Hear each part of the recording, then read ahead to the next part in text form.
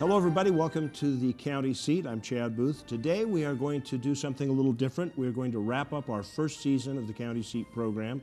We're bringing you the show from the offices of the Utah Association of Counties, and we've asked to join us our guests to kind of review the bigger topics that we've covered during the year. The newly elected president of the Utah Association of Counties, Robert Kirk, who is the Utah County Treasurer, and Brent Gardner, the Executive Director for the Utah Association of Counties. And we're going to start recapping. We've asked people around the state involved in county government to pick the top topics, and we've kind of run a straw poll to see where things come in. And one of the top issues that we've been talking about is the beer tax from last year, which has been tied into condition of probation prisoners. Very briefly, in case you missed any of those episodes, sometimes a judge will sentence somebody directly to a county jail, and he's a state inmate convicted by a state judge sent to a county facility, and they set up a fund to pay the daily incarceration rate for these prisoners. But they've always underfunded the fund, and so where they should be getting a rate at about $45 a day, they're getting sometimes as little as $15 and $16 a day. So the state tried, or the UAC tried to introduce a bill last year to add an additional tax on beer to help cover that cost. Now, with that background, let's start into the conversation. How did that bill fare last year, Brent? Well, it's always tough to propose a tax increase in the last few years with the legislative thinking that there is that tax increases are not something they want to support. So it was difficult, and we had to work to try and get the bill drafted and find sponsorship and other things. So we weren't successful in getting the bill passed. But it's always a tough issue to have a tax increase proposed and try and get it passed. Well, Robert, don't you think there's a little bit of a problem if the state ducks a tax increase and they have a mandate on a county, and the county has to pick up the shortfall?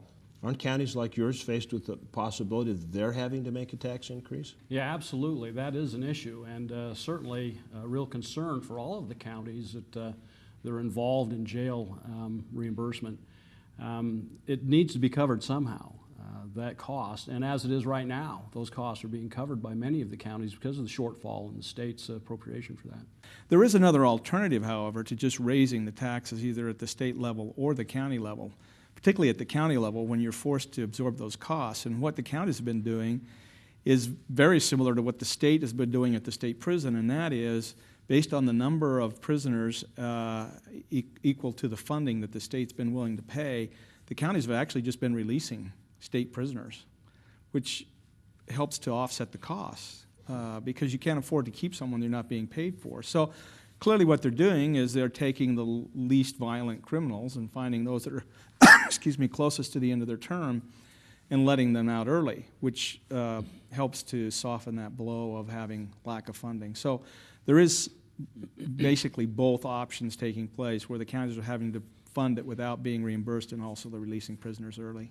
If you don't receive the funding, there's really no option at the county level. Are you going to go back into the session and try and readdress this issue? This year we're proposing to do something slightly different than actually increase the tax. We've been researching the funding as it now exists from the alcohol tax, and we found that part of that tax is already committed to law enforcement purposes. About $5 million to $5.5 million of the existing tax is already committed. There's a portion that's uncommitted of about $8 million. So what we're proposing to do this year in legislation is take the uncommitted portion of the beer tax and make sure that it's dedicated to pay for these condition of probation prisoners. And in return for that dedicated fund, the counties would give up $8 million of ongoing revenue that they have been receiving. So it's basically just a switch in sources, but it does at least get some permanent funding in place for the future that we can build on. So basically every year what's happening is the legislature basically says, okay, we're going to cut. No, here's what's left over, and so you can't count on what you're getting each year. And so does that make it hard for sheriffs and counties to budget for it? Makes it almost impossible because you never know from year to year how much they're going to appropriate. But that's why it's difficult, because we're in the battle with other agencies in education and highways and other things, trying to compete for general fund money.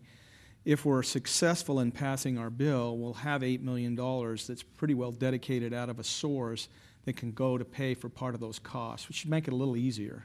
There are other pressing issues that the legislature has to deal with, and they have a hierarchy, priorities, and it seems to be taking low priority in many of the sessions. Okay. What we're going to do is take a break. We're going to come back with our second topic. We've covered number one. Number two, we'll talk about TRCC, the restaurant tax. And that was an issue that we visited a couple of times during the year here on the county seat. We'll be back in just a minute. Almost 45% of the oil produced in Utah, 7.8 million barrels, comes from Duchesne County. That oil feeds our state economy, provides job growth, and supports local business. Here in Duchesne County, we're working to make Utah an economic, cultural, and technological leader. Whether you're here for business or pleasure, Duchesne County will welcome you with open arms and invite you to explore all the beauty of the Uinta Mountains. Duchesne County, close enough for business, far enough to get away.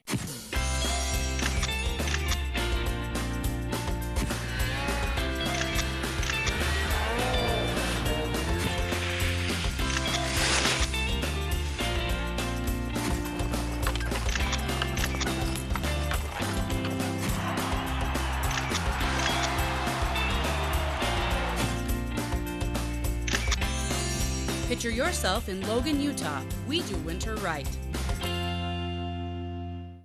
So, what brings you to town? What brings anyone to St. George? A couple rounds of golf, a little relaxation. What is that all? Is there more?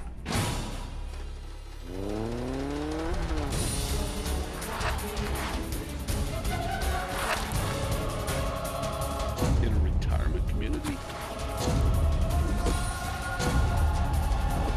Should have stuck with the back nine.